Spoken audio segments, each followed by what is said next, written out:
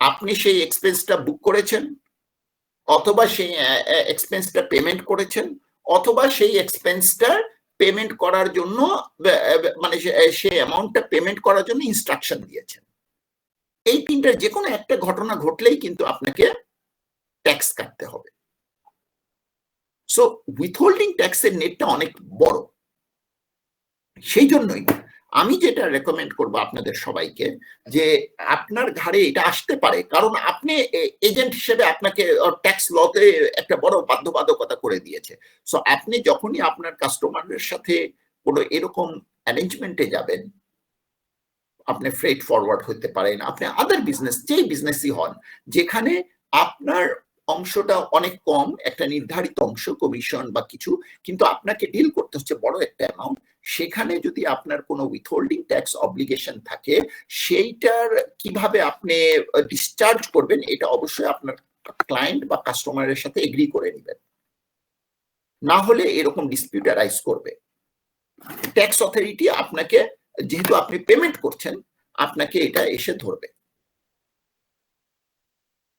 এবং এটা ধরার রাইটস তার আছে, কারণ পেমেন্ট হচ্ছে আপনি পেমেন্ট করতেছেন এবং আপনি তার এজেন্ট হিসেবে পেমেন্ট করতেছেন।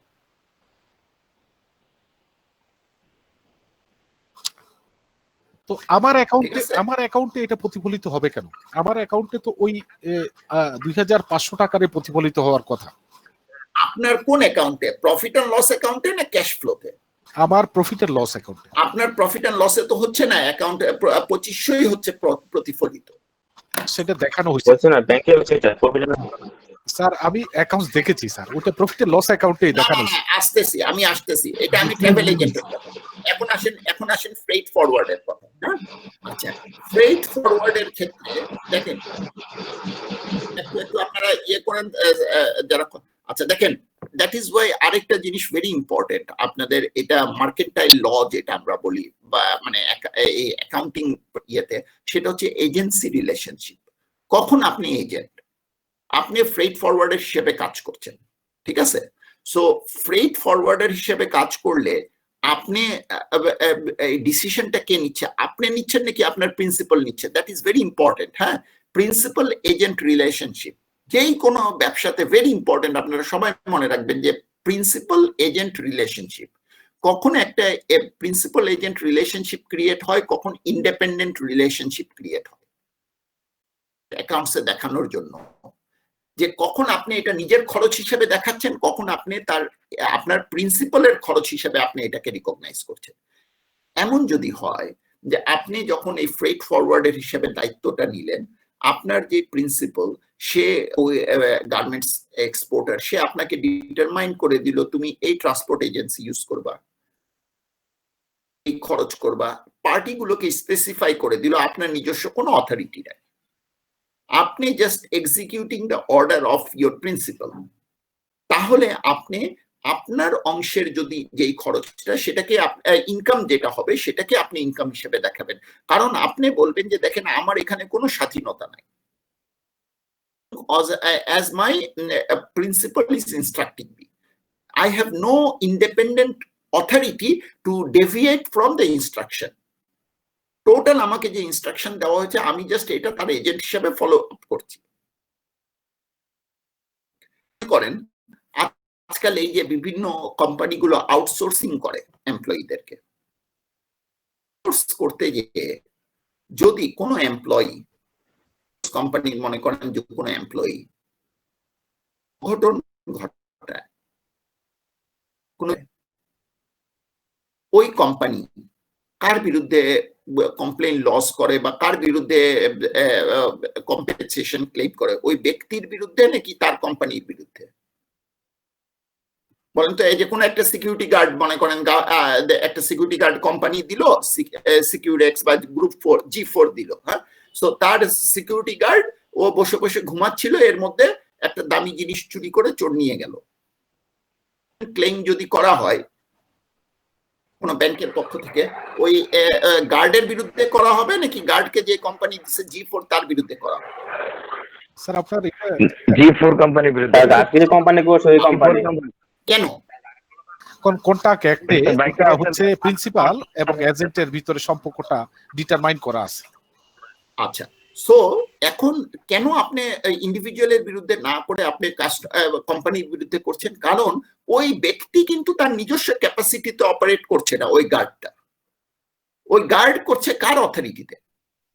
গার্ড করছে G4 কোম্পানির অথরিটিতে। সো আপনার সাথে কিন্তু ওই গার্ডের সম্পর্ক নাই, সম্পর্ক হচ্ছে ওই কোম্পানির সাথে। সো এখন এই জন্য ইটস এ ভেরি ইম্পর্টেন্ট, হ্যাঁ, প্রিন্সিপাল এজেন্ট রিলেশনশিপ, যে আপনার ট্রাভেল এজেন্টের ক্ষেত্রে এটা ডিটারমাইন করা ভেরি ইজি, যে ট্রাভেল এজেন্ট নিজে টিকিট ইস্যু করছে না, সে টিকিটটা ইস্যু করছে বিমান কোম্পানির পক্ষে। ট্রাভেল এজেন্ট নিজে কোনো সিটও অ্যালোকেট করতে পারছে না, সে করছে বিমান কোম্পানির এগেনস্টে, এবং বিমান কোম্পানির একদম স্পেসিফিক যেই রেট স্ট্রাকচার দেওয়া আছে সেটাকে সে এক্সিকিউট করছে। ফ্রেট ফরওয়ার্ডিং কোম্পানিও কি এরকম রিজিড একটা অপারেটিং ইনস্ট্রাকশনের মধ্যে অপারেট করে, নাকি তার একটা নিজস্ব স্বাধীনতা আছে চুজ করার জন্য?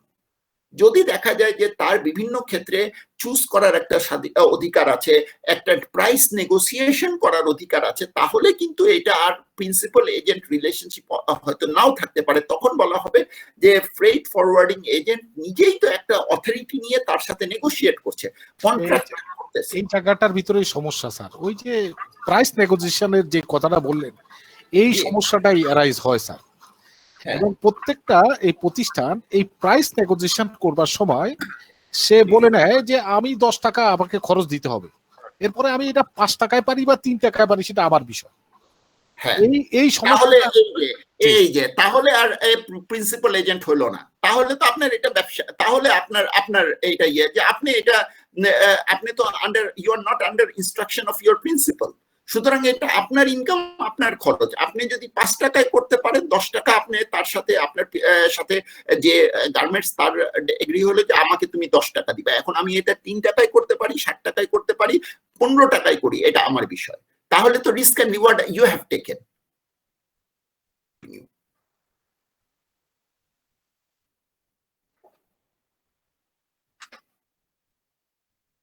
আমি বুঝাইতে পারছি? জি স্যার, আপনি খুবই ভালো বুঝাইতে পারছেন, খুবই সুন্দর, ধন্যবাদ স্যার। ওকে, আচ্ছা, তাহলে এই জন্য এটা ভেরি ইম্পর্টেন্ট রেভিনিউটা বুঝা। আর আপনার ট্যাক্সে এটা শুধু আপনাদের যে কলিগ উনি যে প্রশ্নটা করলেন, এটা শুধু উনার না, এটা সব জায়গায় এই প্রবলেমটা হবে যে ট্যাক্সের ক্ষেত্রে একটা হচ্ছে পেয়ার, আর আরেকটা হচ্ছে on whose behalf it is being paid. So tax authority দুই গ্রুপকেই নিয়ে আসা হয়েছে উইথহোল্ডিং ট্যাক্স অব্লিগেশনের মধ্যে। আপনি ডাজন্ট ম্যাটার এটা আপনার খরচ কিনা, আপনার ইনকাম কিনা, আপনি যখনই রিসিট, কারণ ট্যাক্স অপারেট করে রিসিটের বেসিসে, টাকা আদান প্রদানের বেসিসে, সো বিশেষ করে উইথহোল্ডিং ট্যাক্সটা। সেই জন্য এটা একটু আপনারা খেয়াল রাখবেন যে আসলে আপনার অব্লিগেশন অনেক সময় দেখা যাবে যে আপনার খরচ যদি নাও হয়, তবুও আপনার ওই এজেন্সি রিলেশনশিপের কারণে বা যে কোনো কারণে আপনার ঘাড়ে এসে বর্তাতে পারে। এইটা ছিল রেভিনিউ বিষয়ে ক্লাসে। আর আরেকটা তো আমি বললাম যে ভোডাফোন নিয়ে আমি আচ্ছা পরে কথা বলবো, অসুবিধা নাই। আর কারো কোনো জিজ্ঞাসা নাই? এই যে অনেকগুলি তো কনসেপ্ট আমরা ডিসকাস করলাম, আপনারা সবাই কি মোটামুটি মানে প্রশ্ন না থাকার দুইটা লক্ষণ, একটা হচ্ছে আপনারা সবাই বুঝেছেন, কোনো অসুবিধা নাই, অল পারফেক্ট। আর হচ্ছে হয়তো ঠিক মতো বুঝতে পারতেছেন না, এবং প্রশ্ন যে করবেন ওই রকম আপনার কমফোর্টেবল লেভেলও আসেনি। দেখেন, একটা জিনিস, আপনারা ক্লাস করতে এসেছেন, সো ক্লাস করার সময় কখনোই মানে প্রশ্ন করা নিয়ে কখনোই বিব্রত বোধ করবেন না। So there is no question as a dumb question, ঠিক আছে? কারণ এইরকম বিশেষ করে আপনাদের মতো সিলেবাসে আমরা যদি একটা স্ট্রাকচার স্কুল, কলেজ বা ইউনিভার্সিটি নর্মাল ক্লাস নিতাম, তাহলে ধরে নিচ্ছি যে সবার একই রকমের আন্ডারস্ট্যান্ডিং আছে, হয়তো মানে 18-20 বা 18-22, কিন্তু আমার এখানে কিন্তু 20 এবং 80ও হতে পারে ডিফারেন্ট। যারা রেগুলার প্র্যাকটিস করে, যেমন আমি প্রথম 2-1টা ব্যাচে দেখেছি যে অনেকে আছে খুবই অ্যাডভান্স, মানে অনেকগুলো বিষয়, যেমন কতগুলো বিষয় আমার থেকেও ভালো জানে তারা। কারণ প্র্যাকটিস করতেছে। আমি যেমন মনে করেন সোল প্রোপ্রাইটারশিপ নিয়ে খুব বেশি ডিল করি না, আমার কাজই হচ্ছে কর্পোরেট ট্যাক্স, ইন্টারন্যাশনাল ট্যাক্স, এই ধরনের। কিন্তু অনেক সময় দেখা যায় যে ব্যক্তির কিছু ইস্যু চলে আসে যেটা হয়তো আমারও খুব ভালো আইডিয়া নাই, যেটা তাদের আছে। তো এইরকম আবার অনেকে আছে দেখা গেছে যে একেবারেই আসলে ট্যাক্সের বেসিক কিটাও নাই। সো আমি মনে করি আপনাদের মধ্যে এরকম থাকতে পারে ডাইভার্সিটি। সো আপনারা কেউ হেসিটেট ফিল করবেন না যে আমি ঠিক বুঝতে পারতেছি না, এখন এমন একটা প্রশ্ন করবো হয়তো মনে হবে যে এটা, এই জন্য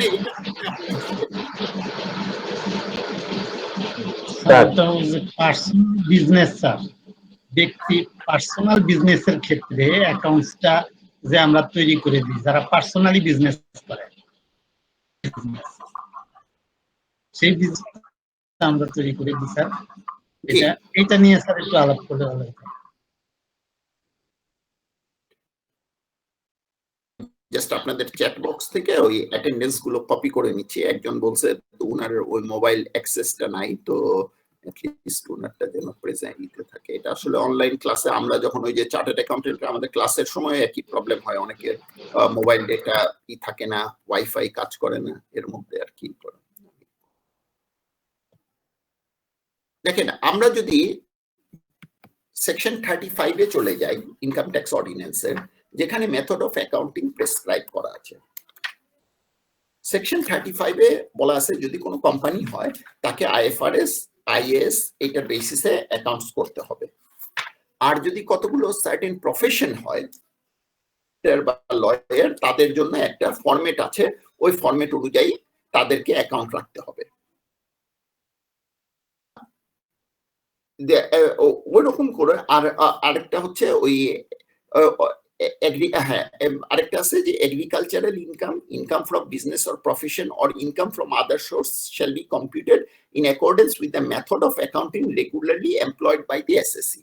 সো এখানে রিজিড কোনো কথা বলা নাই যে কোন বেসিসে আপনার করতে হবে।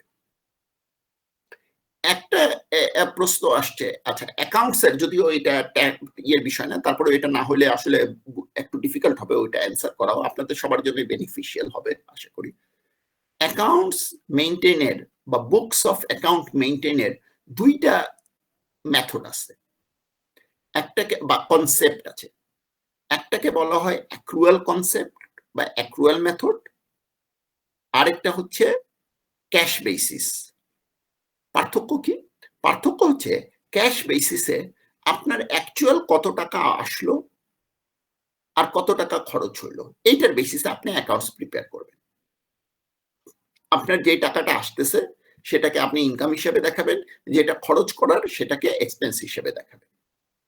এবং এই খরচ করতে গিয়ে আপনার দুই ধরনের খরচ হবে, আর যেই ইনকামিংটা আসবে, টাকা আসবে, সেটাও দুই রকমের হবে। টাকা যেটা আসবে সেটা দুই রকমের কি হবে, একটা হবে রেভিনিউ যেটা আপনার ইনকাম হিসেবে, আরেকটা হবে আপনার ক্যাপিটাল কন্ট্রিবিউশন অথবা লোন। রিসিপ্ট সাইডে এই দুইটা হবে। আর এক্সপেন্স সাইডে একটা হবে আপনার রেভিনিউ নেচারের এক্সপেন্সেস, আরেকটা হবে ক্যাপিটাল নেচারের এক্সপেন্সেস। আপনি মনে করেন গাড়ি কিনতে পারেন, বিল্ডিং কিনতে পারেন, বা জায়গা জমি কিনতে পারেন, দিস আর ক্যাপিটাল নেচার। কিন্তু আপনি নিয়মিত আপনার ব্যবসার জন্য যেই উপকরণগুলো কিনছেন, খরচ করছেন, সেটা হচ্ছে রেভিনিউ নেচারের। আপনি যদি কোম্পানি হন তাহলে আপনার জন্য আইএফআরএস ফলো করা বাধ্যতামূলক, কিন্তু আপনি যদি ব্যক্তি হন, আচ্ছা সো এটা হলো ক্যাশ বেসিস। অ্যাক্রুয়ালটা কি? অ্যাক্রুয়াল হচ্ছে যে আপনার কোনো ইনকাম হলো, আপনি মনে করেন বাকিতে কারো কাছে পণ্য বিক্রি করলেন, টাকা এখনো পাননি, কিন্তু অ্যাক্রুয়াল কনসেপ্টে অনুযায়ী যেহেতু গুডস অলরেডি চলে গেছে বায়ারের কাছে, আপনি অ্যাজ এ সেলার ওইটা রেভিনিউ হিসাবে রিকগনাইজ করবেন। এটাকে বলা হয় অ্যাক্রুয়াল কনসেপ্ট। আপনি রেভিনিউ হিসাবে নিবেন, সেলস হিসাবে দেখাবেন, আর করসপন্ডিং একটা রিসিভেবল ক্রিয়েট করবেন তার কাছ থেকে, যে আমার দেনা আছে, পাওনা আছে, বা হোয়াট এভার, মানে রিসিভেবল আর কি, আপনি তার কাছ থেকে যে পাবেন এইটা আপনি রিকগনাইজ করবেন। এটাকে বলা হয় অ্যাক্রুয়াল কনসেপ্ট। আর ক্যাশ বেসিস কনসেপ্টে আপনি একটা জিনিস তাকে বিক্রি করে দিলেন, টাকা এখনো পাননি, আপনি রেভিনিউ হিসেবে নিবেন না। সো খরচের বেলায় একই জিনিস।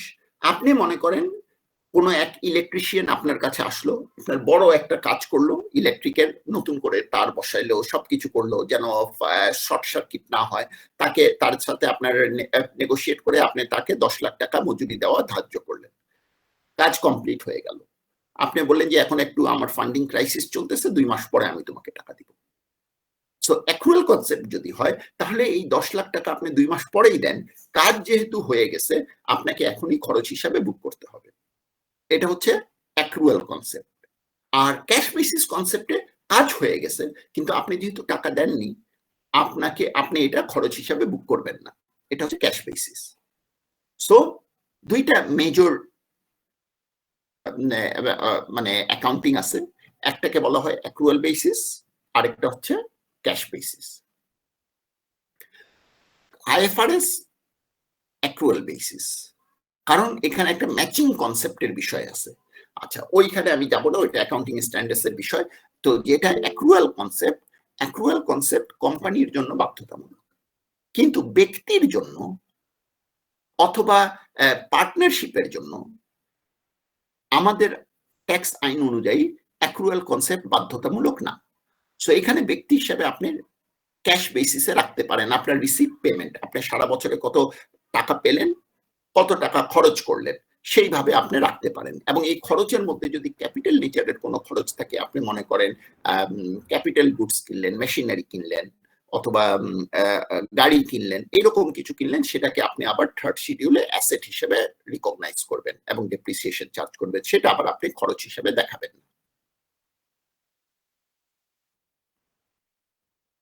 আমি কি অ্যান্সার করতে পারছি? আপনার আরো কিছু জিজ্ঞাসা আছে? ঠিক আছে, আপনার প্রশ্নের উত্তর কি পেয়েছেন নাকি আরো কিছু জিজ্ঞাসার ছিল আপনার?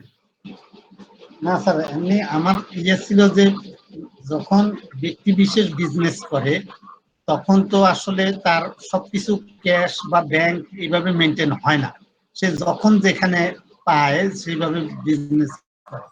তো অ্যাকাউন্টসটা আসলে তৈরি করে দিলে এর রেভিনিউ হুবহু যে ব্যাংকের সাথে মিলবে বা ব্যাংকেই সবকিছু থাকবে এমন কোনো কথা নাই, আবার ক্যাশে কিছু মিলবে। এই জন্যই এইটা তো আবার অডিটও বাধ্যতামূলক না। না, এদের এদের পার্সোনাল বিজনেসে দেখা যায় এদের পার্সোনাল ব্যাংক অ্যাকাউন্টে অনেক ব্যক্তি বিশেষের ট্রানজেকশনও টাকা লেনদেন হয়, তার বিদেশ থেকে ভাই ব্রাদার টাকা দিচ্ছে বা তার অন্যের টাকা এই অ্যাকাউন্টে দিয়ে ওইখানে দিচ্ছে। এগুলো নিয়ে আমরা মানে প্রশ্নটা উঠলে কিভাবে ইয়ে করবো? না, ভালো, খুব ভালো প্রশ্ন করছেন। আমার মনে হয় এখন আমার মনে পড়ছে লাস্ট ক্লাসে একজন ব্যাংক রিকনসিলিয়েশনের কথা বলেছিলেন, যে একটু ব্যাংক রিকনসিলিয়েশনটা যদি আমাদেরকে একটু বুঝায় কি করে দেন। এটা খুব গুরুত্বপূর্ণ একটা প্রশ্ন, যে ব্যাংক অ্যাকাউন্টে মাল্টিপল ট্রানজাকশন হতে পারে। এখন এই মাল্টিপল ট্রানজাকশন হওয়া দোষণীয় না যদি কোনো ব্যক্তি হয়। কোম্পানি হইলে তার কতগুলো অব্লিগেশন আছে, কোম্পানির ব্যাংক অ্যাকাউন্টে কারো পার্সোনাল ট্রানজাকশন হবে না। ব্যক্তি হয়, ব্যক্তির ক্ষেত্রে এরকম তার পার্সোনাল অ্যাকাউন্টে তার ভাই যেটা বললেন যে ভাই বেরাদারের টাকা আনা আসা, তার কোনো মনে করেন যে আত্মীয় বিদেশে থাকে, তার নিজের কোনো ব্যাংক অ্যাকাউন্ট নাই, তার বৃদ্ধ মা আছে, তো তার অ্যাকাউন্টে সে মাসে মাসে টাকা পাঠায়, ও তার দিয়ে দেয়। এবং যেটা করা দরকার সেটা হচ্ছে ট্রানজাকশন আছে এই ব্যাংক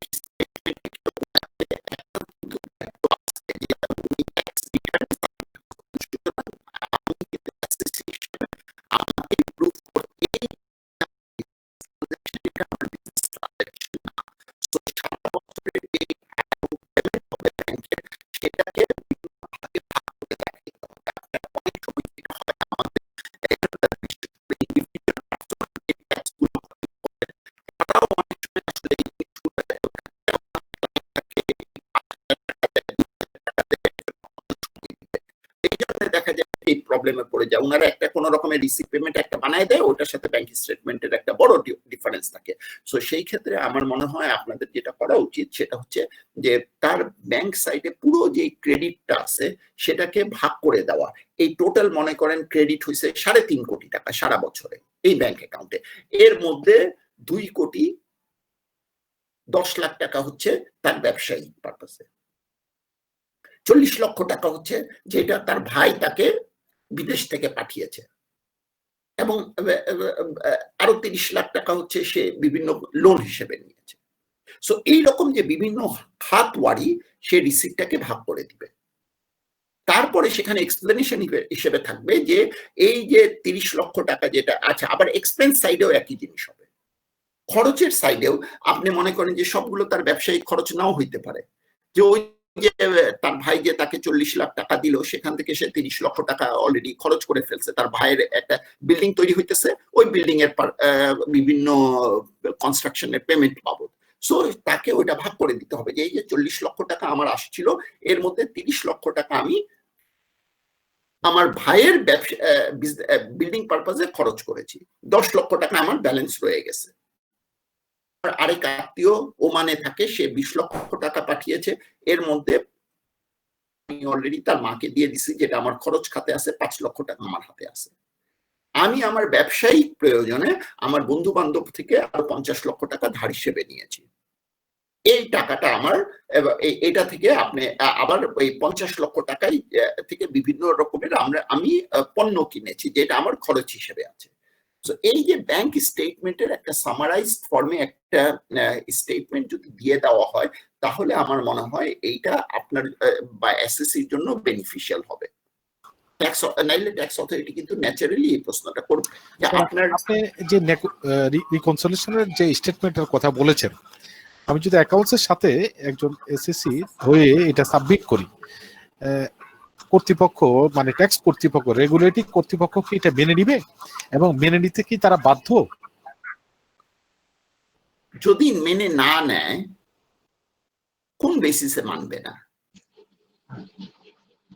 তাকে না মানার জন্য মানে তো তাকে তো এই দেখাইতে হবে। সো সেই জন্যই আপনার দায়িত্ব হচ্ছে, আপনি এসএসসি হিসেবে আপনি যে ট্রানজাকশন গুলো করবেন আপনার ব্যাংক অ্যাকাউন্টের মাধ্যমে, আপনাকে কিন্তু ওনাস হচ্ছে, দায়িত্ব হচ্ছে আপনাকে রেকর্ড কিপিং রাখতে হবে।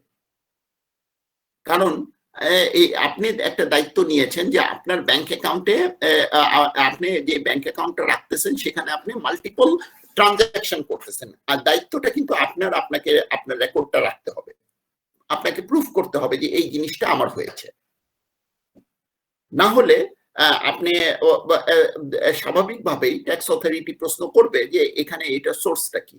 সুতরাং আপনার কিন্তু একটা দায়িত্ব আছে, এবং আমরা অহরহ এই প্রবলেমটা ফেস করতেছি যে আসলে আমরা যারা বিভিন্ন লেভেলের প্র্যাকটিস করি বা করি, আমরা অনেক সময় আমাদের এসএসসিদেরকে এটা জানাই না, অথবা এসএসসিরা নিজেরাও এটা জানতে চায় না। কারণ not knowing the law is not excuse। জানেন যে আমি এটা তো জানতাম না, এটা আইন না জানায় এটা কিন্তু কোনো মানে কি বলবো এক্সকিউজ না। কারণ আপনি যখন ব্যবসা করবেন, আপনি যখন ট্রানজাকশন করবেন, তখন আপনাকে কিন্তু এটা জানতে হবে। এবং আপনারা জানেন যে আজকাল ব্যাংকগুলো কিন্তু কেওয়াইসি যখন করে, নো ইওর কাস্টমার ফর্ম, তখন কিন্তু এই ইনফরমেশন গুলো এটার জন্যই চায় যে ব্যাংক অ্যাকাউন্টের ট্রানজাকশন হবে এইটা আপনার সামগ্রিক অবস্থার সাথে সামঞ্জস্যপূর্ণ কিনা। যদি সামঞ্জস্যপূর্ণ না হয় তাহলে ব্যাংকের জন্য প্রবলেম হবে, ব্যাংক করবে যে এই টাকাটা কোথায় থেকে এসেছে। কারণ আমাদের দেশে আরো অনেকগুলো আইন আছে, যেমন মনে করেন anti money laundering and prevention of terrorism act, তারপরে দুর্নীতি দমন কমিশনের আইন আছে, অনেকগুলো আইন আছে যেখানে কিন্তু ব্যাংক অ্যাকাউন্ট যখন আপনি রাখেন তখন কিন্তু আপনার কতগুলো ফিডুশিয়ারি দায়িত্ব চলে আসে যে আপনার ব্যাংক অ্যাকাউন্টে যেই টাকাটা আসতেছে সেটা কোন সোর্স থেকে আসতেছে, কিভাবে আসতেছে, এইটা কিন্তু আপনাকে মানে আপনার দায়িত্ব এটা পর্যাপ্ত রেকর্ড রাখা যেন এটা আপনি ডিফেন্ড করতে পারেন। স্যার, ভাইয়ের কাছে যদি ফরেন রেমিটেন্স পাঠানো হয় সেক্ষেত্রে এটা কি দায়ের সাইটে যাবে? ভাইয়ের কাছ থেকে পেলেন নাকি ভাইকে পাঠাচ্ছেন? ভাইকে পাঠাচ্ছে।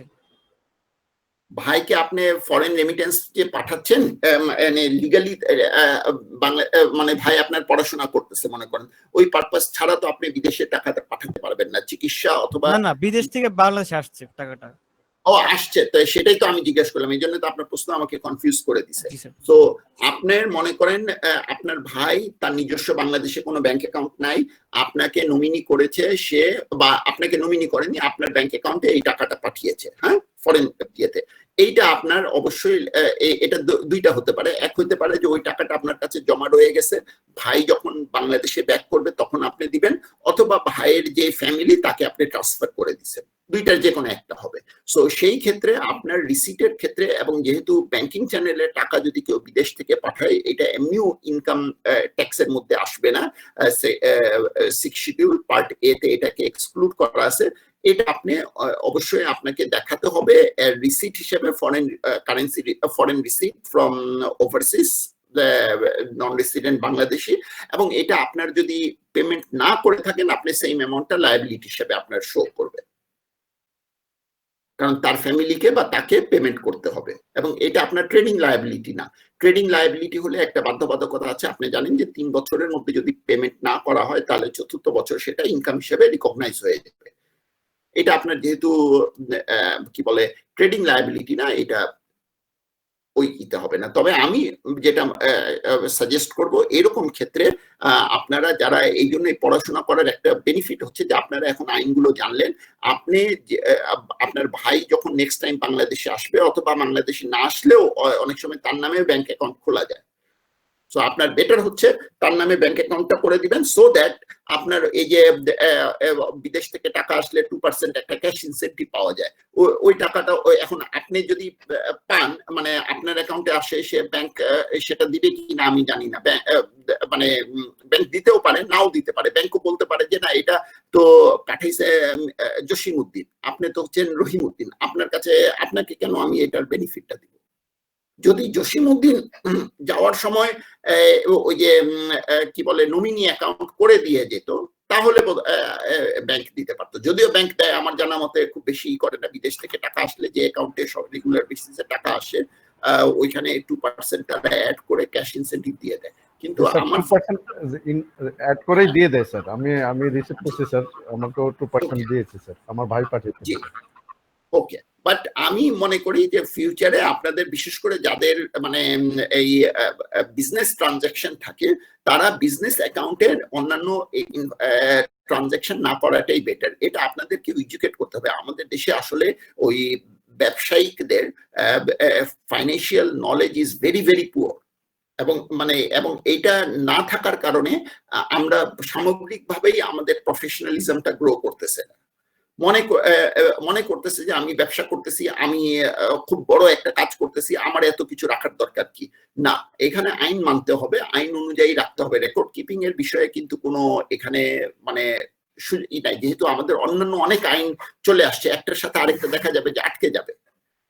যে আমি যেটা বললাম যে একজন জিজ্ঞেস করলেন না যে এভাবে দিলে কি ট্যাক্স অথরিটি মানতে বাধ্য কিনা। আচ্ছা, এখন আমি মনে করি যে এটা রিজনেবল বেসিসে, যেহেতু আমি ইনকাম ট্যাক্স অর্ডিন্যান্সে কোনো বাধা দেখি না এরকম ব্যাংক অ্যাকাউন্টে অন্য কোনো ট্রানজাকশন হওয়া থেকে ব্যক্তির ক্ষেত্রে, সুতরাং এটা হতেই পারে, এবং এইটা সে যদি প্রেজেন্ট করে আমি এটাতে কোনো মনে করি না যে এখানে ইনকাম ট্যাক্স অথরিটির কোনো বিরূপ প্রতিক্রিয়া হবে। কিন্তু অবশ্যই তাকে এই যে ট্রানজাকশন গুলো, আদার যে ট্রানজাকশন গুলো হচ্ছে, এটা রেকর্ড রাখতে হবে। কারণ কি দেখেন, আরেকটা জিনিস আপনাদেরই একজন বললেন যে অনেক সময় এই লোন নেওয়া হয় বিভিন্ন সময়ে, বিশেষ করে টেন্ডারের ব্যবসা যারা করে তারা, বা এই যে ডিওর ব্যবসা যারা করে, সাময়িক প্রয়োজনে যখন টাকা দরকার হয় তখন তারা ওই বিভিন্ন সোর্স থেকে, আত্মীয় স্বজন, বন্ধু বান্ধব, পার্টনার, এদের কাছ থেকে টাকা নেয় 15 দিন 1 মাসের জন্য একটা, তারপরে আবার যখন টেন্ডারের পেমেন্টটা চলে আসে অথবা ডিওটা যখন বিক্রি করে দেয় তখন একটা লাভ হয়, ওই লাভ সহ তাদেরকে টাকা দেয় অথবা অরিজিনাল টাকা তাদেরকে ফেরত দেয়, হোয়াট এভার মেথ। এই ধরনের ট্রানজাকশন, এটা তো আসলে তার মানে রেকর্ড রাখতে হবে, কারণ ট্যাক্স অথরিটি চাইতে পারে যে এখন ঠিক আছে তুমি যার কাছ থেকে টাকা নিলা তার ট্যাক্স ফাইল নাম্বারটা দাও, তার ইনফরমেশনটা দাও, কারণ স্বাভাবিকভাবে ট্যাক্স অথরিটি চাইবে যে তারাও আসলে এটা বৈধ টাকা কিনা, তাদেরও ট্যাক্স ফাইল আছে, টাকা আছে কিনা এটা করার জন্য। এবং এরকম দেখতেছি যে অনেক এরকম কেস চলে আসতেছে ব্যাংক স্টেটমেন্ট দেওয়ার ফলে। এই জন্য অনেকে যেটা করে, যারা একটু পাকা ব্যবসায়ী তারা 2টা ব্যাংক অ্যাকাউন্ট রাখে, একটা রাখে জেনুইন, জাস্ট তার মানে যতটুকু সে ট্যাক্স রিটার্নে টাকা দেখাবে, তার ট্যাক্স অ্যাডভাইজার বা সে নিজে ডিটারমাইন করে ওই অতটুকু ট্রানজাকশন শুধু তার ব্যাংক অ্যাকাউন্টে রিফ্লেক্ট হয়। আর একটা ব্যাংক অ্যাকাউন্ট থাকে ওইখানে যত আরো এডিশনাল ট্রানজাকশন গুলো থাকে এবং ওইটা ট্যাক্স রিটার্নের সাথে জমা দেয় না। স্যার এই ফরেন রেমিটেন্স নিয়ে একটা প্রশ্ন আছে স্যার, বলবো স্যার? জি বলেন। স্যার আমার একজন ক্লায়েন্ট আছে যিনি প্রফেশনাল ফরেন রেমিটেন্স, সে হচ্ছে আর্টিস্ট, অতএব বিদেশ থেকে তার ব্যাংকিং চ্যানেলের মাধ্যমে টাকাটা আসে। জি বলেন। তো তার এখন আমরা এটা আছে আপনার স্যার সেকশন 48 আছে পার্ট 1 6 শিডিউল পার্ট 1 এ, যে ফরেন রেমিটেন্স যদি ব্যাংকিং চ্যানেলে আসে তাহলে এটা ট্যাক্স এক্সাম্পটেড, এই হিসাবেই উনি রিটার্ন দাখিল করতেছে। কিন্তু এখন তারা বলছে যে না, ফরেন রেমিটেন্স যদি বিদেশে বসে উনি আয় করে তাহলে সেটা হবে ইয়ে করে। কিন্তু এমনিতে স্যার এই দেশে বসে অনেক আয় করে, এগুলো আবার বিদেশে নিয়ে যায়, ওইখানে এক্সিবিশন হয়, অনেক সেল হয়, বা এক্সিবিশন ওয়ার্কের জন্য সে ওইখানে টাকা পায়, সেগুলো ব্যাংকিং চ্যানেলেই আসে, বাংলাদেশ ব্যাংকের ইয়ে হয়ে আসে, এবং সেইভাবেই তার ট্যাক্সও ব্যাংকিং চ্যানেলে আসার কারণে বাংলাদেশ ব্যাংক একটা ট্যাক্স তার কাটে আসার সময়। এইটাকে তার এক্সাম্পটেড হিসাবে স্যার অ্যালাউ করতে চাচ্ছেন আর কি। হ্যাঁ, এইটা আমাদেরও একই ইস্যু 52Q।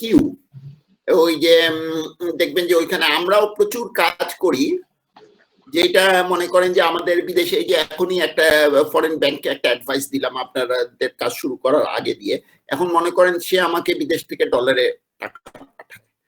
আচ্ছা, মাঝে মধ্যে আবার আমি বাইরে যাই, যে ওদের সাথে ডিসকাশন করি এইটা।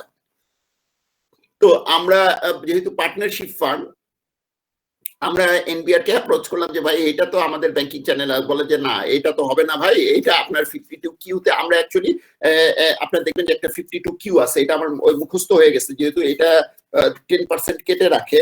আমি একটু দেখে নিই এটা রেফারেন্সটা।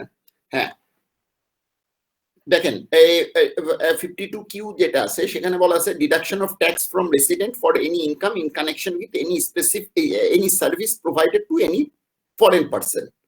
সো এখানে বলা আছে যে যদি সে এরকম বিদেশি কোনো ব্যক্তিকে সার্ভিস প্রোভাইড করে, সে ওইখান থেকে যে টাকাটা পাঠাবে তখন ব্যাংক বা যে তার এই টাকাটা ক্রেডিট করবে তখন তাকে ট্যাক্স কাটতে হবে।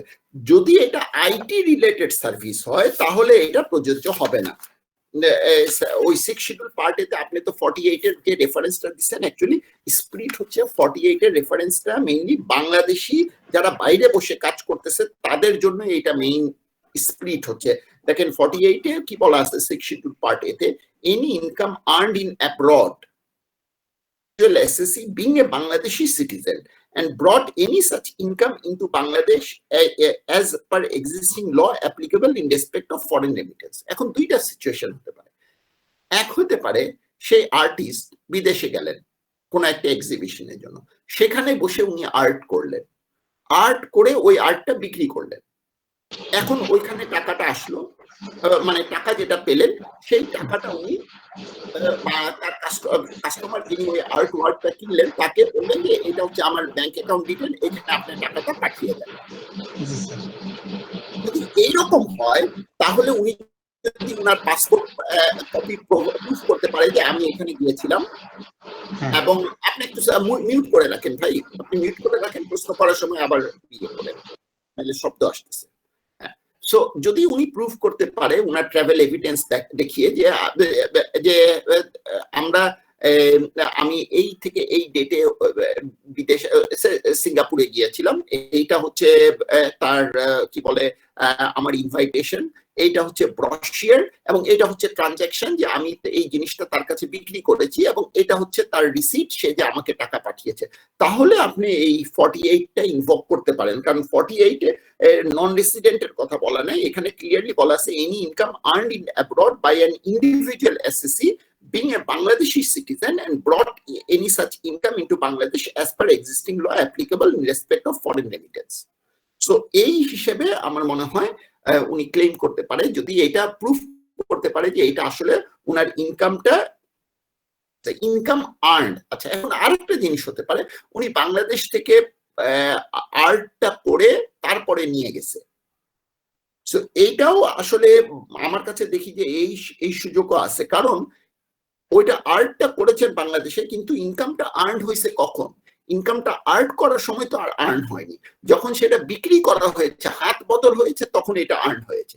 সো উনি যদি বাংলাদেশেও আর্ট করে থাকেন, যদি উনি বিদেশে ওইটাকে মানে ট্রানজাকশনটা হয়, অথবা আমি আরেকটু চিন্তা করতেছি, আরেকটা ফ্লেক্সিবিলিটি আছে এখানে, any income earned in abroad by an individual being and brought any such, এখানে বলা নাই যে এই উনাকে আসলে অ্যাব্রডে ফিজিক্যালি থাকতে হবে। So any income earned in abroad, so এখান থেকে আমি পাঠায় দিলাম এইটা, এবং উনি সেটা দেখে মানে এখানে any income earned in abroad by an individual SSC, হ্যাঁ এটা এরকম হতে পারে, মনে করেন যে ওই যে ইবে বা এরকম অনলাইন অনেক সময় বিভিন্ন টেন্ডারিং প্রসেস হয়, মনে করেন যে কোনো একটা আর্ট ওয়ার্কের উপরে একটা টেন্ডার হচ্ছে, সো বাংলাদেশ থেকে উনি পাঠাইলেন, ফিলিপাইন থেকে আরেকজন পাঠাইলো, দুবাই থেকে আরেকজন পাঠাইলো, সবারটা সেখানে ডিসপ্লে হচ্ছে কোনো একটা মনে করেন ফোরামে, সেখানে কোন এক বিডার ওইটা বাংলাদেশের যে আর্টটা উনি পাঠিয়েছেন সেটাকে সিলেক্ট করলেন, সিলেক্ট করে বললেন যে হ্যাঁ এটা আমি কিনবো $200 বা $2000।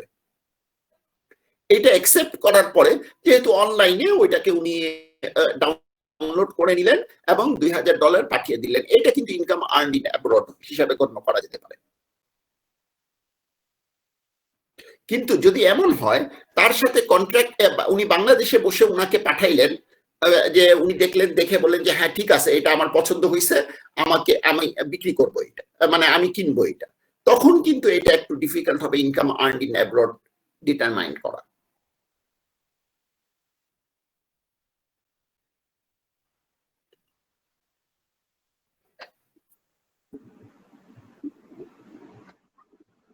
ঠিক আছে?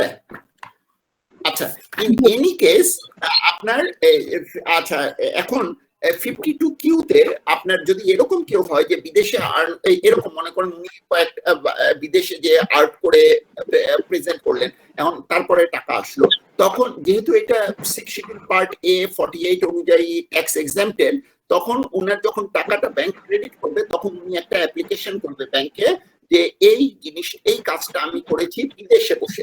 দেখবেন যখন প্রথম বছরে আসে তখন কিন্তু একটা ওই পরিপত্র দেওয়া ছিল, আপনারা ওই বছরের যেটা দেখেন 52Qটা কোন বছরে আসছে, 2016 খুব সম্ভবত।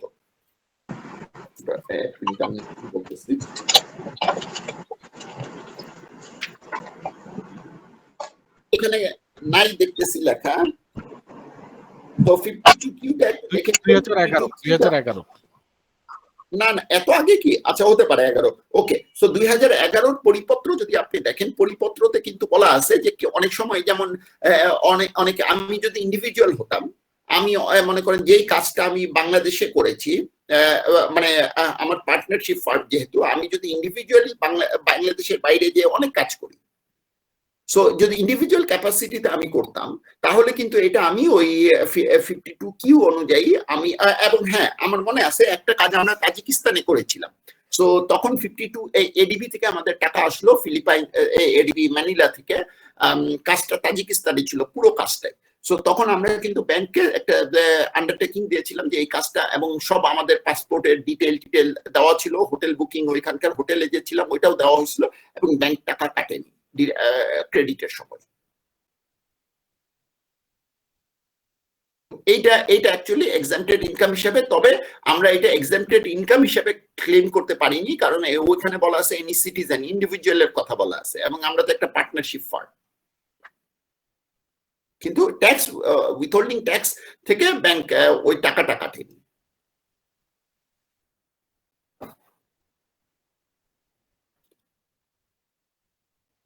ঠিক আছে, আর কারো কোনো প্রশ্ন? জি স্যার, আমার একটা প্রশ্ন ছিল। জি বলেন। আমি খুব প্রফেশনাল ওয়েতে বলতে পারবো না, কারণ আমি তো এই ব্যাপারে কাজ করি না, কিন্তু আমার একটা প্রশ্ন ছিল, যদি আপনি একটু বলেন বলেন বলেন বলেন। একটা আর্ট ফার্ম মানে আর্ট গ্যালারি, হ্যাঁ, এটা যদি বাংলাদেশে তার বিজনেস বাংলাদেশে, কিন্তু সে কোলাবোরেশনে বাইরের বিদেশের সাথে যদি কাজ করে, হ্যাঁ, মানে বাংলা 3টা ফার্ম মনে করেন একসাথে হইলো, বাংলাদেশের একটা, ইউকের একটা, ইউকের 2টা, এরকম, ওইখান থেকে যে আর্নিংটা হবে, বা ওই বিদেশ থেকে তারা গ্রান্ট দিচ্ছে, হ্যাঁ, করার জন্য অ্যালোকেশন টাকা দিচ্ছে, এইটার উপরে কি ট্যাক্স দিতে হবে এই বাংলাদেশের যে ফার্মটা আছে ওদেরকে? আচ্ছা, সো এখানে কয়েকটা প্রশ্ন আপনাকে স্টেপ বাই স্টেপ যেতে হবে। ফার্স্ট হচ্ছে আপনি বললেন কোলাবোরেশনে, যদি ওই আর্ট ফার্মটার ফার্স্ট হচ্ছে লিগ্যাল স্ট্যাটাসটা কি? এটা কি একটা কোনো কোম্পানি হিসেবে রেজিস্টার্ড নাকি কোনো এনজিও? না, কোম্পানি হিসেবে না, নন প্রফিট হিসেবে। আচ্ছা, নট ফর প্রফিট হিসেবে। আচ্ছা, নট ফর প্রফিট হিসেবে যদি হয়ে থাকে তাহলে তার মানে যদি এনজিও হয়ে থাকে তাহলে আবার এনজিও অ্যাফেয়ার্স এর একটা পারমিশন লাগে এবং তার বেসিসে ইয়ে দেওয়া হয়, মানে ট্যাক্স এক্সাম্পশন সার্টিফিকেট নেওয়া হয়। অনেক সময় একটা ট্রাস্ট হিসেবে, এটা ট্রাস্ট হিসেবে ক্রিয়েট করা হয়। সো লিগ্যাল স্ট্যাটাস জানাটা ভেরি ইম্পর্টেন্ট, যে আসলে তার লিগ্যাল স্ট্যাটাসটা কি। যদি মনে করেন আমি ধরে নিলাম যে এটা not for profit, normally in the form of trust হবে, অথবা in the form of association হতে পারে, most likely in the form of trust হবে লিগ্যাল ফর্মটা। সো যেই যেতেই হোক, এটা যদি নট ফর প্রফিট হয় তাহলে তার ইনকামটা যদি মানে আমাদের দেশে তো আসলে ওইভাবে ট্রাস্টকে আলাদা কোনো ইয়ে দেওয়া হয়নি, নট ফর প্রফিট হোক বা প্রফিট হোক, যদি স্পেসিফিকলি ট্যাক্স এক্সাম্পশন নেওয়া না হয় তাহলে তার ইনকামের উপর ট্যাক্স দিতে হবে। আচ্ছা, এখন ইনকামের উপরে আপনি যে বললেন তাদের যে 2 জয়েন্ট ভেঞ্চার পার্টনার আছে, তারা কি বাংলাদেশে অবস্থিত নাকি তারা বাইরে? না স্যার, এটা জয়েন্ট ভেঞ্চার পার্টনার না, এটা হচ্ছে মনে করেন সে যখন দেশে বসে বিদেশে কোনো একটা আর্নিং করতেছে। আচ্ছা, ওকে, দেশে বসে যদি কোনো একটা কোম্পানি বিদেশে কোনো আর্ন করে এবং এই টাকাটা যদি বাংলাদেশে আসে, তাহলে কয়েক ভাবে আসতে পারে। এক হতে পারে সে যদি এনজিও হয় এবং তাহলে যদি গ্রান্ট হিসেবে আসে, তাহলে কিন্তু এনজিও অ্যাফেয়ার্স ব্যুরোর আবার পারমিশন লাগবে, ওইখানে কতগুলো আপনার রেগুলেটরি রিকোয়ারমেন্ট আছে, সেটা যখন ফুলফিল করা হবে তখন এই রকম গ্রান্টের উপরে কোনো ট্যাক্স দিতে হবে না, ওইটা ট্যাক্স এক্সেম্পটেড থাকবে, প্রোভাইডেড তার এনজিও অ্যাফেয়ার্স ব্যুরোর পারমিশন আছে এবং এই যে গ্রান্টের যে অ্যামাউন্টটা, এটা একটা কন্ট্রাক্টের মাধ্যমে এগ্রি করা আছে, এটা তাদেরকে রিপোর্ট করা হয়েছে, তাহলে তার ট্যাক্স এক্সেম্পটেড হবে এনজিও যদি হয়। কিন্তু সে যদি এনজিও না হয়, সেটা যদি ট্রাস্ট হিসেবে হয়, ট্রাস্ট হয় এবং ফরেন যদি কোনো গ্রান্ট সে যে কোনো কাজের বিনিময়ে পেয়ে থাকে, তাহলে গ্রান্ট ইনকামের উপরে যদি সে স্পেসিফিক অব্যাহতি না পায় আন্ডার এনি আদার সেকশন, তাহলে যেমন 6 শিডিউল পার্ট এ তে কতগুলো স্পেসিফিক এক্সাম্পল দেওয়া আছে যাদের ইনকামটা ট্যাক্স অব্যাহতি, এটার মধ্যে যদি না পড়ে তাহলে তাকে ট্যাক্স দিতে হবে।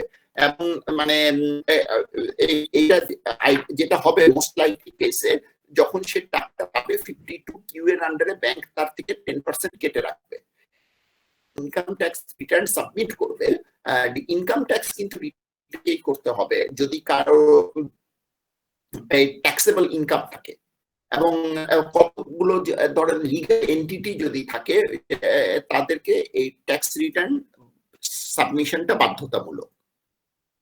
যদি ট্যাক্স রিটার্ন সাবমিশনের সময় তাকে তার ইনকামটাকে দেখাইতে হবে যে সে কত টাকা ওই পারপাসে ইনকাম করেছে এবং তার রিলেটেড কোনো খরচ আছে কিনা। হতে পারে যে একটা মনে করেন আর্ট ওয়ার্ক বলেন বা যে কোনো ওয়ার্ক করার জন্য তার তো কতগুলো এখানে খরচ করতে হয়েছে, সো সেই খরচগুলোকে সে ক্লেম করতে পারে, এবং এইটাকে আদার সোর্স অফ এই ইনকাম, এটা যেহেতু তার not for profit business income বলা যাবে না, আদার সোর্স অফ রিসিভড অথবা হোয়াটএভার রিসিভড পাউন্ড পেল, যার ইকুইভ্যালেন্ট বাংলাদেশে 45 লাখ টাকা কথা এই হয়েছে 20 লাখ। বাকি যে এটা উপরে সে ব্যক্তি হিসেবে যদি সে কোনো কোম্পানি বা অন্য না হয় তাহলে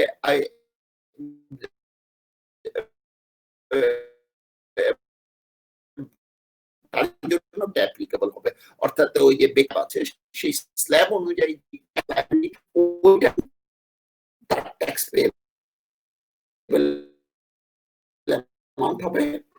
এর মধ্যে যদি কোনো উইথহোল্ডিং ট্যাক্স কাটা হয়ে করে অ্যামাউন্টটা ট্যাক্স পেয়েবল হবে, ওইটা এনবিআর এ জমা দিতে হবে, বা তার যে সার্কেল আছে ডিসিটি সেখানে জমা দিয়ে ট্যাক্স রিটার্নটা সাবমিট করতে হবে। জি স্যার, বুঝতে পারছি। ঠিক আছে স্যার, থ্যাংক ইউ। পরেও যদি আরো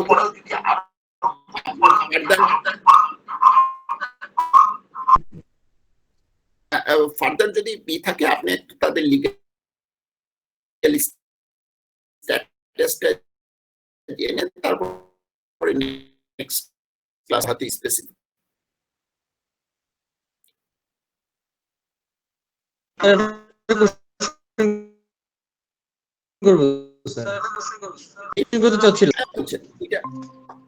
হ্যাঁ রেদওয়ান, আমি 2 দিক থেকে আপনি করছেন। আমার কথা ছিল, হ্যাঁ বলেন।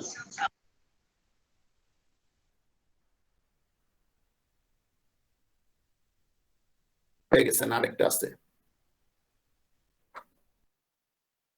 স্যার ফ্রিল্যান্সারদের জন্য কিছু ট্যাক্স ফ্রিল্যান্সার